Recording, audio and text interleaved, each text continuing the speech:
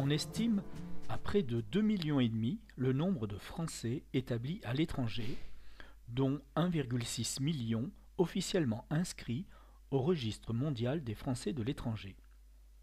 Ces expatriés le sont pour des raisons de travail, d'études ou par choix personnel.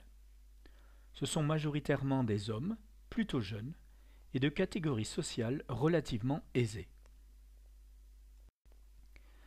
Géographiquement, on observe 4 phénomènes. L'Europe est le principal espace d'accueil, plus de la moitié des expatriés. Surtout dans les pays les plus proches, le Royaume-Uni ou la Belgique par exemple. Londres est la ville la plus française du monde. L'Amérique du Nord est le second pôle d'accueil. C'est le rêve américain, l'atterré des hauts salaires ou le Québec francophone. Le troisième phénomène, c'est que les anciennes colonies sont le troisième pôle d'accueil, le Maghreb, l'Afrique noire francophone. Enfin, on observe que de nouveaux espaces attirent depuis quelques années, comme l'Europe de l'Est ou l'Asie. Les Français de l'étranger s'organisent en communautés bien structurées, unies par des associations actives.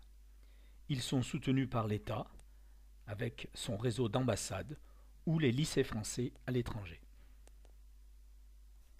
Les Français de l'étranger contribuent au rayonnement de la France dans le monde, par la langue française, par leur mode de vie, par les événements culturels qu'ils animent. Ils participent aussi au développement économique de la France dans le monde.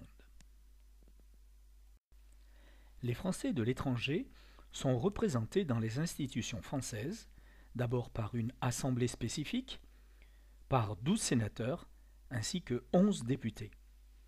Mais on constate que ces expatriés ne se sentent pas très concernés par la vie politique en France. Par exemple, aux élections présidentielles de 2012, les 3/4 se sont abstenus.